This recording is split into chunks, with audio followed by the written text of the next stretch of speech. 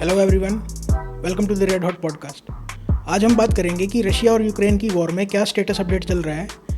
जैसा कि कुछ दिन पहले हुआ है कि एक सो कॉल्ड रशियन मिसाइल, ऐसा यूक्रेन ने एलिज किया, वो पोलैंड के एक टाउन कह लीजिए या विलेज कह लीजिए, प्रेजेडोव नाम उसका, वहाँ पे जाके गिरी। अब ये कोई एक, अगर आप इसको सरफेस लेवल पे देखेंगे तो ये बहुत बड़ा एस्केलेशन था कि रशिया ने एक नाटो एलाई पे या नाटो कंट्री पे हमला किया है और यहाँ पे एक एस्केलेशन होना चाहिए कि यूएस और उसके एलाइज को आर्टिकल 5 जो है नाटो ट्रीटी का, वो एक तरह से अपहोल्ड करना चाहिए और इनको सबको रशिया के साथ युद्ध स्टार्ट कर देना चाहिए। सो ये फर्स्ट टाइम एक तरह से एस्केलेशन मैट्रिक्स नहीं हुआ। इससे पहले भी यूक्रेन ने 2 बार एस्केलेशन ट्राई किया है। सबसे पहले हम बताएंगे आपको बुचा मैसेकर के बारे में। आपको याद होगी जब रशिया ने रिट्रीट किया था कीव से, तो वहाँ पे एक आउटसाइड में एक टाउन था बुचा में यूक्रेनियंस ने ये एलिज किया था कि यहाँ पे रशियंस ने सिविलियंस को बिना किसी रीज़न के मारा है और उन्होंने काफ़ी वीडियो भी और फोटोज़ भी जारी किए थे कि सिविलियंस को ऐसे मार के गली में फेंका हुआ है। और लेकिन जब एक इंडिपेंडेंट इसकी इन्वेस्टिगेशन की डिमांड करी गई इंडिया के द्वारा और कई कंट्रीज़ के द्वारा कि यूएन बैक्ड इन्वेस्टिगेशन होनी चाहिए, तो इन्होंने बैकआउट कर लिया यूएस ने और यूक्रेन ने एक तरह से, क्योंकि चोरी पकड़ी जाती है उस टाइम। फिर इसके बाद इन्होंने क्या प्लान किया था कि ये एक डर्टी बॉम्ब यूज़ करना चाहते थे मिकोलाइव में। मिकोलाइव एक सिटी है खेरसोन के लेफ्ट साइड में और ओडेसा और खेरसोन के बीच में है वो एक तरह से, तो it's a medium level city. और इन्होंने मिकोलाइव को एक तरह से लोगों से खाली करवा लिया था। डर्टी बॉम्ब क्या होता है कि कन्वेंशनल बॉम्ब होता है लेकिन उसके साथ न्यूक्लियर फिजाइल मटेरियल होता है, ताकि सो दैट कि रेडिएशन फैल जाए और वहाँ पे एक वेस्टलैंड बन जाए एक तरह से। तो वो एक वॉर एस्केलेशन का एक ये बना रहे थे। अब इन्होंने जो मिसाइल वाला ये फियास्को किया है, तो ये मिसाइल निकली यूक्रेन की S-300 एयर डिफेंस मिसाइल। और आपको एक ये जान के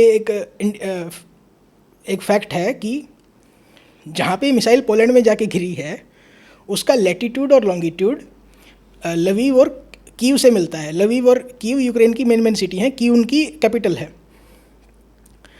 एक और आपको इंटरेस्टिंग बात बताते हैं कि 2 रशिया के कॉमेडियंस हैं, उन्होंने जो प्रेसिडेंट हैं इसके पोलैंड के प्रेसिडेंट एंड्रेस डूडा के पास उन्होंने फ़ोन किया और ये कहा कि मैं फ्रांस का प्रेसिडेंट बोल रहा हूँ, इमानुएल मैक्रोन। और ये सचमान बैठे और 7.5 मिनट तक उन्होंने उनसे बात करी और वो कह रहे कि इमानुएल, मैं रशिया से लड़ाई नहीं चाहता और हम तो पीस चाहते हैं और I am very serious about this और मैं बहुत ज़्यादा केयरफुल कंसिडरेशन ले रहा हूँ और ये है वो है। तो इनको प्रैंक करने की आदत सी हो गई। इससे पहले भी इन्होंने 2020 में एंड्रेस डूडा को प्रैंक किया था और इन्होंने उनको यूएन सेक्रेटरी जनरल जो है एंटोनियो गुटेरेस, वो बन के बात की थी उनसे। सो ये काफ़ी लोगों को प्रैंक कर चुके हैं। इन्होंने इमानुएल मैक्रोन को भी प्रैंक किया है, बोरिस जॉनसन को भी प्रैंक किया है। सो ये एक लाइट हार्टेड ये इसमें हैपनिंग हुई है पिछले कुछ टाइम में। एक जो यूरोपियन कमीशन की प्रेसिडेंट हैं उर्सुला वॉन डर लेyen, उनके एक वो स्पीच दे रही थी, तो झूठ बोलने की जैसे आदत है इनकी, तो इनके मुंह से एक सच निकल गया। इन्होंने अपनी स्पीच में कहा कि 1 लाख यूक्रेनियन मिलिट्री के पर्सनल मारे जा चुके हैं और 20,000 सिविलियन मारे जा चुके हैं। अब इन्होंने उस टाइम तो ये स्पीच जारी कर दी और हर जगह अपलोड कर दी, लेकिन बाद में फिर उसको डिलीट करते घूम रहे हैं और फिर उन्होंने स्पीच में से एडिट, जो ये पार्ट था उसको एडिट करके स्पीच को दोबारा अपलोड कर दिया। तो अब लोग कंपेयर करके दिखा रहे हैं कि ये देखो पहले ये कहा था, अब ये कहा है। तो ये एक तरह से फंस गए। पहले आपको कहीं भी ये मेंशन नहीं मिलेगा कि यूक्रेन के कितने सोल्जर्स मरे हैं। सो जो करंट मिलिट्री सिचुएशन चल रही है वहाँ पे, उसका मैं आपको बताता हूँ कि ये बता रहे हैं कि रशिया ने 3 लाख की मिलिट्री मोबिलाइज कर रखी है अपनी, और एटलीस्ट 5 लाख इन्होंने यूक्रेन के बॉर्डर्स पे फोर्स लगा रखी है और एक बड़े अटैक की तैयारी कर रहे हैं। जैसा कि आप जानते हैं वहाँ पे अभी विंटर सीजन स्टार्ट होने वाला है और जो एक तरह से ग्राउंड फ्रीज हो जाएगा। सो ग्राउंड फ्रीज होने के बाद टैंक्स को और जो APC होते हैं, आर्मर्ड पर्सनल कैरियर, उनको मूव करने में आसानी होगी। अभी क्या हो रहा है कि वहाँ पे एक ऑटम की जो बारिश आती है, वो बारिश का सीज़न है और जो हैवी आर्टिलरी है और जो टैंक्स हैं वो फंस जा रहे हैं वहाँ पे। तो एक तरह से मूवमेंट नहीं हो पा रही मिलिट्री की इतनी। एक और इंटरेस्टिंग बात ये है कि यूके इंटेलिजेंस ये कह रही थी कि रशिया अपनी जो न्यूक्लियर मिसाइल है ना, उनका एक तरह से न्यूक्लियर वॉरहेड को हटा के और उनको यूज़ कर रहा है कन्वेंशनल मिसाइल की तरह। तो वो कह रहे हैं कि रशिया की ना मिसाइल ख़त्म हो रही है, इसलिए उनको ये जो इनकी स्ट्रेटेजिक मिसाइल हैं वो यूज़ करनी पड़ रही हैं। तो अभी रशिया की मिसाइल तो फरवरी मार्च में ख़त्म हो गई थी, उसके बाद तो वो मिसाइलों के भूत यूज़ कर रहे हैं तो मिसाइल कितनी बार ख़त्म होंगी रशिया की, वो बार बार ख़त्म होती जा रही हैं, फिर भी कुछ ना कुछ यूज़ कर रहे हैं रशिया वाले, मिसाइलों की जगह पत्थर बना के फेंक रहे हैं, वो बात होगी। एक और जैसे जो इलेक्ट्रिसिटी का इंफ्रास्ट्रक्चर है यूक्रेन का, उसको रशिया पूरी तरह से डिस्ट्रॉय कर रहा है। उसका मेन मिलिट्री रीज़न ये है कि यूक्रेन में जो ट्रूप्स की मूवमेंट होती है वो मेनली होती है ट्रेन के द्वारा, और ट्रेन चलती है उनकी इलेक्ट्रिसिटी से मेनली। ये जो एरिया है यहाँ पे जो पावर है मेनली वो न्यूक्लियर पावर से आती है। ज़ैपोरिज़िया न्यूक्लियर प्लांट आपने सुना होगा, और चेरनोबिल का तो नाम आपने सुना ही होगा कि न्यूक्लियर डिजास्टर वहाँ पे हुआ था। सो इलेक्ट्रिसिटी का जो इंफ्रा है वो एक तरह से रशिया नष्ट कर रहा है यूक्रेन का, और वो अब ऐसी सिचुएशन में आ गया है कि वो इसको ठीक नहीं कर पा रहे। सो यूरोपियन पार्लियामेंट के या यूरोप के लोग ये कह रहे हैं कि हम उनको जनरेटर दे देंगे, वो इलेक्ट्रिसिटी से जनरेट कर पाएंगे जनरेटर से। तो वही कितने जनरेटर दोगे तुम, 200, 400, 500? उनको कम से कम 10 लाख जनरेटर की ज़रूरत पड़ेगी। आप जनरेटर से इलेक्ट्रिसिटी ग्रिड को रिप्लेस नहीं कर सकते। और फिर रहेगी बात जनरेटर की, जनरेटर क्या हवा से चलता है? जनरेटर में पेट्रोल डीजल की रिक्वायरमेंट होती है, और पेट्रोल डीजल के इनके पास पहले से शॉर्टेज है। स्टार्टिंग में ही रशिया ने फ्यूल डिपो उड़ा दिए थे इनके। सो इनकी मिलिट्री को पेट्रोल डीजल नहीं मिल रहा। यहाँ तक कि जब वीट सीजन का वीट प्लांट करने की बात आई थी, तो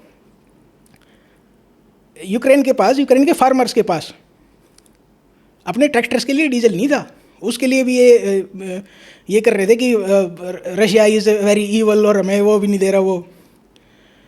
सो अब ये ईयू इतना पैनिक क्यों कर रखा है? क्योंकि जब इलेक्ट्रिसिटी नहीं है वहाँ पे और घर में हीटिंग नहीं हो पा रही, तो लोग मास रिफ्यूजी की उसमें यूरोप में जाएंगे, और जा रहे हैं करंटली, क्योंकि पिछले कुछ टाइम से बता रहे हैं कि ठंड से लोग मर रहे हैं वहाँ पे।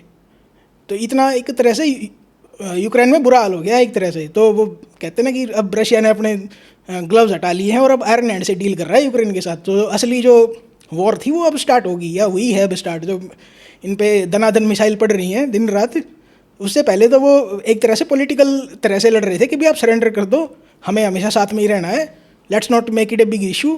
तो ये था उनका। अच्छा, एक यूएस वाले यूक्रेन को कह रहे हैं कि तुम एमुनिशन और जो ये गोला बारूद है इसको सोच समझ के यूज़ करो। भाई लड़ाई में सोच समझी थोड़ी होती है, वो फायर करना होता है बस। एक एनालिस्ट ये बता रहे हैं कि रशिया वाले 20 से 50 हज़ार राउंड्स यूज़ कर रहे हैं पर डे। यूक्रेन यूज़ कर रहा है 2000 से 7000 के बीच में। इनका ये हाल हो गया है कि यूएस ने साउथ कोरिया से एमुनिशन मंगाया है। और